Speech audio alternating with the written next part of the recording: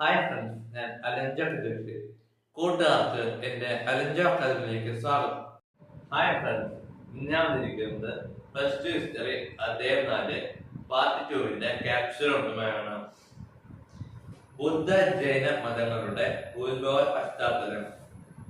BCE 6-ാം നൂറ്റാണ്ടിൽ ഇന്ത്യയുടെ സാമൂഹിക സാമ്പത്തിക ഘടനയിലുണ്ടായ പരിവർത്തനം. ചാതുർവർണ്ണയവും ബ്രാഹ്മണ മേധാവിത്വവും ജാതപാരമ്പര്യങ്ങളുടെ അപചയം, പുതിയ കാർഷിക സമ്പദ് വ്യവസ്ഥയുടെ വ്യാപനം, നഗരങ്ങളുടെ വളർച്ചയും വ്യാപാര ബന്ധങ്ങളും, ജാതിയുടെയും ഭാഷയുടെയും പ്രശ്നങ്ങളും സാമൂഹിക അസമത്വങ്ങളും. ജൈനമതം. BCE 540 വടക്കേ ബീഹാറിലെ കുന്ദ്ര ഗ്രാമത്തിലാണ് വർദ്ധമാന മഹാവീർ ജനിച്ചത്. 24-ാമത്തെ തീർത്ഥകൻ അഥവാ പ്രബോധകൻ ആയിരുന്ന മഹാവീരനാണ് ജൈനമത ആശയങ്ങൾക്ക് സമൃദ്ധമായ രൂപം നൽകിയത്. അടിസ്ഥാന തത്വങ്ങൾ. ഹിംസിക്കരുത്, അഹിംസ. സമ്പത്ത് അപഹരിക്കരുത്, അപരിഗ്രഹം. സ്വത്ത് സമ്പാദിക്കരുത്, അസ്തേയം. കള്ളം പറയരുത്, സത്യം. ബ്രഹ്മചര്യം അനുഷ്ഠിക്കണം, ബ്രഹ്മചര്യം.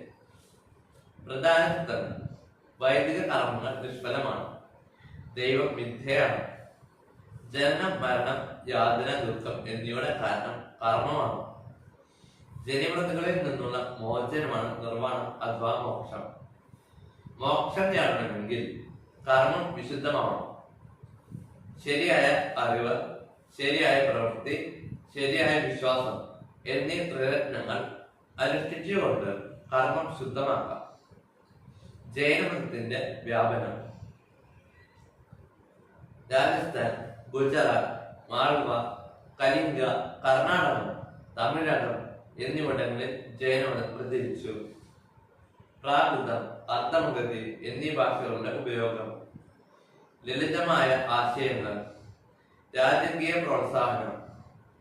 ജൈന സംഘത്തിന്റെയും സന്യാസിമാരുടെയും പ്രവർത്തനങ്ങൾ. സാഹിത്യരംഗത്തെ സംഭാവനകൾ. കലാവാസ്തുവിദ്യ എന്നിവയുള്ള സംഭാവനകൾ. അടുത്തതായി നാം പഠിക്കാൻ പോകുന്നത് ബുദ്ധമതത്തെ കുറിച്ചാണ്.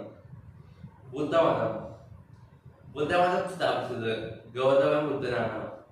BCE 563 കപിലവസ്തുവിലെ ലുംബിനിയിലാണ് ബുദ്ധൻ ജനിച്ചത്. ബുദ്ധമത തത്വങ്ങൾ. ഒന്നാമതായി 4 ആര്യസത്യങ്ങൾ. ജീവിതം ദുഃഖമയമാണ്. ആഗ്രഹങ്ങളാണ് ദുഃഖത്തിന് കാരണം. ആഗ്രഹങ്ങളെ കീഴ്പ്പെടുത്തി ദുഃഖം ഇല്ലാതാക്കാം.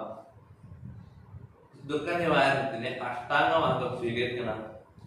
അഷ്ടാംഗ മാർഗങ്ങൾ അടുത്തതായി.